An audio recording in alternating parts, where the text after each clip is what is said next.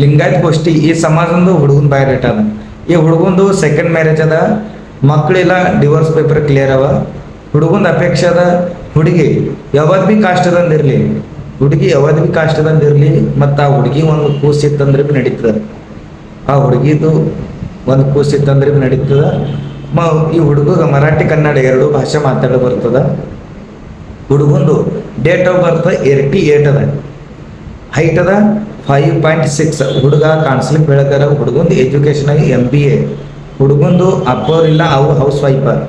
ಹುಡುಗಂದು ಅವಾಗ ಪೆನ್ಷನ್ ಅದ. ಅಪ್ಪ ಗೌರ್ಮೆಂಟ್ ಸರ್ವೆಂಟ್ ಇದ್ರು, ತಿರ್ಕೊಂಡಾರ.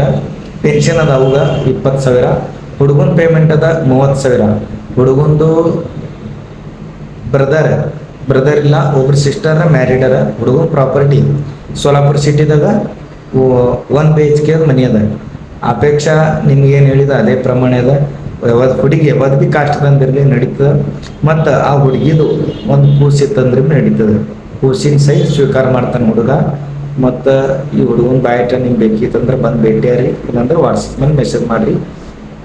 ಈ ಹುಡುಗನ ನೌಕರಿ ಅದು ಸೋಲಾಪುರ ಸಿಟಿದಾಗೆ ಅದ.